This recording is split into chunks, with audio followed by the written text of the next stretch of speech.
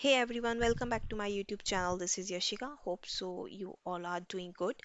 So आज हम बात करेंगे G underscore form get table name जो हमारे पास क्लाइंट स्क्रिप्ट होती है. I will show you. If I write here the client script, okay. So if I create a new client script,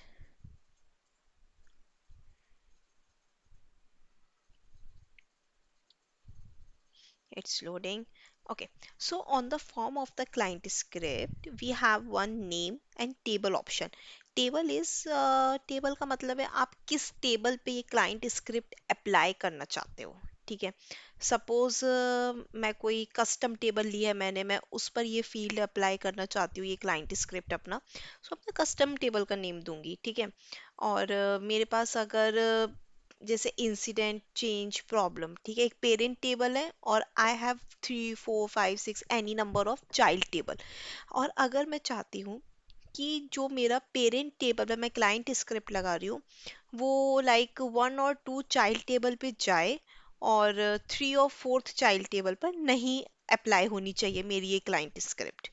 ठीक है. I can show you like that. Suppose मेरे पास एक parent table है company. Okay. Top company. और let me show you through the notepad. Okay. या अभी मेरे पास क्या है यहाँ पे टॉप कंपनी. ठीक है. टॉप कंपनी के अंडर आता है मेरा कंपनी ए. ठीक है. Company B. ओके.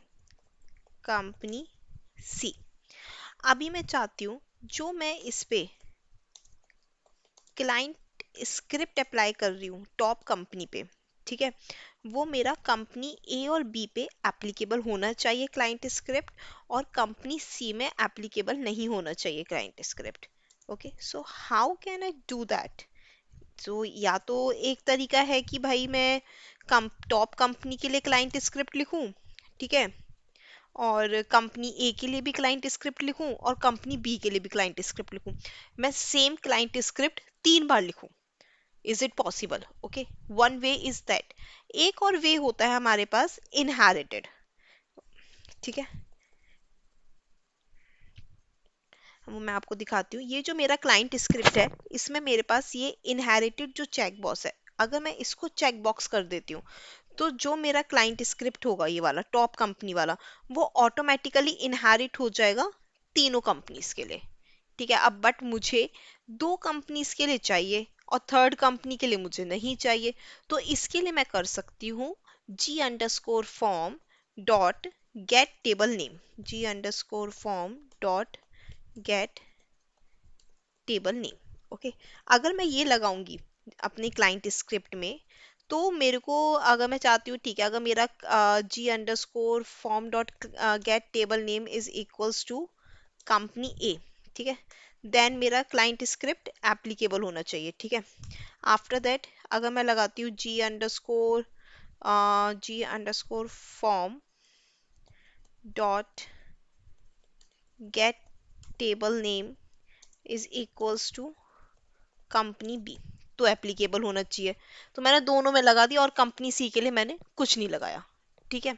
सो मेरा ये काम करेगा. मुझे 3 क्लाइंट स्क्रिप्ट लिखने की जरूरत नहीं है. मैं एक ही क्लाइंट स्क्रिप्ट में ये काम गेट टेबल नेम से कर सकती हूँ. सो आइए मैं आपको इसका एक एग्जांपल दिखाती हूँ. एज फॉर नाउ मैं अपनी टॉप कंपनी ले रही हूँ टास्क टेबल. ओके. और कंपनी ए रहेगा मेरा इंसिडेंट. ठीक है. और ठीक है. कंपनी ए इंसिडेंट और कंपनी बी रहेगा मेरा प्रॉब्लम जिस पे एप्लीकेबल नहीं होगा ये. ठीक है.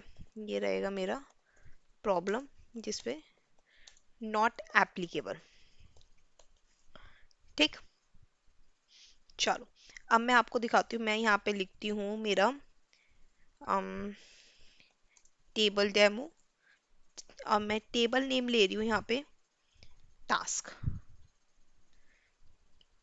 It's a bit slow. ठीक है. टास्क. स्पीन टास्क, ये रहा टास्क टेबल, ठीक है। यूआई टाइप क्या रहेगा, डेस्कटॉप के लिए, मोबाइल के लिए ऑल, मुझे ऑल के लिए चाहिए। और अभी फॉर एज फॉर नाउ मैं ऑन लोड ले रही हूँ, ठीक है, और मैंने इसमें इनहेरिटेड चेक बॉक्स किया है, तो ठीक है। सो मेरा फंक्शन ऑन लोड आ गया है यहाँ पे। अभी मैं यहाँ पे स्क्रिप्टिंग लिखती हूँ। इफ, अच्छा ठीक है, मैंने एक वेरिएबल लिया टेबल, ठीक है, और उसमें मैंने स्टोर कराया G underscore form dot get table name, ठीक। इफ, अभी मेरी कंडीशन क्या रहेगी, if table equals to incident, अगर मेरा टेबल इंसिडेंट है तो मेरा क्या है कंडीशन, अगर मेरा टेबल इंसिडेंट है तो मेरा कंपनी ए पे एप्लीकेबल होना चाहिए, ठीक है। मैं आपको दोनों दिखा रही हूँ, अगर मेरा टेबल इंसिडेंट है तो मेरा आना चाहिए अलर्ट, हम मैं अभी अलर्ट शो कर रही हूँ, ठीक है। या फिर I can make, okay I will open the incident table.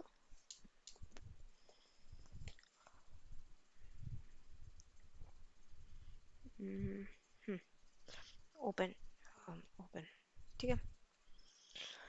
Normally incident tables में क्या होता है, हम देखते हैं, मैंडेटरी सेट करते हैं हम, ठीक है।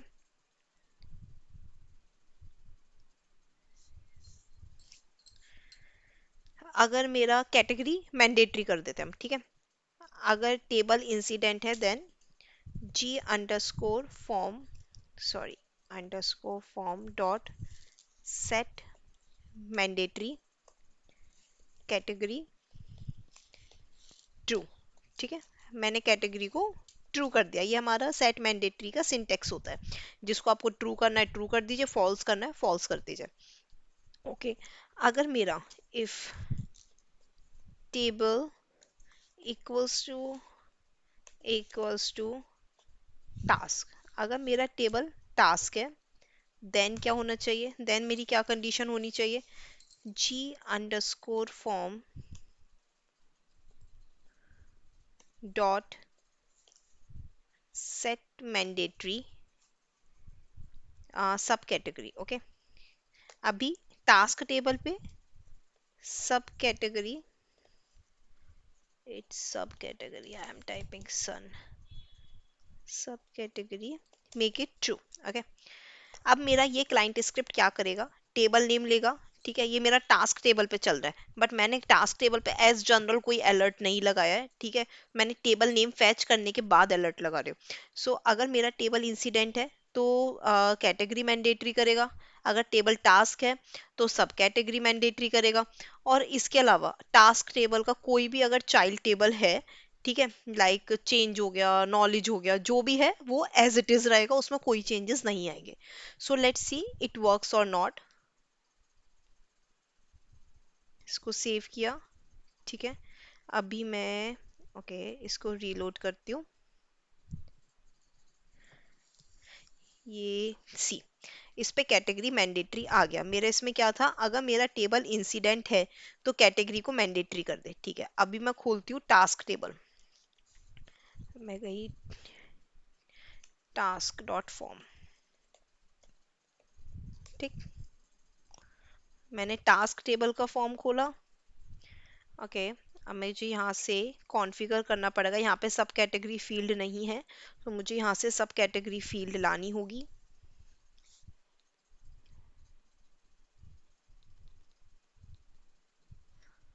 ओके। टास्क टेबल पे सब कैटेगरी फील्ड नहीं है, ओके फाइन। सो अभी हम क्या करते हैं, यहाँ पे किसी भी एक फील्ड को टास्क टेबल में क्लाइंट स्क्रिप्ट पे कर देते हैं, लाइक असाइन टू मैंडेटरी, ठीक है। इसका असाइन टू का बैकएंड नेम है असाइन टू, तो अभी हम यहाँ पे क्या करेंगे, असाइन टू को ट्रू कर देंगे, मैंडेटरी कर देंगे, ठीक है। इसको सेव करा, अपना जो टास्क फॉर्म है, टास्क फॉर्म को ओपन करेंगे, सी असाइन टू मैंडेटरी हो गया। अभी मुझे क्या करना है, मेरा इंसिडेंट हो गया, टास्क हो गया, अभी मैं आपको प्रॉब्लम खोल के दिखाती हूँ, प्रॉब्लम डॉट फॉर्म,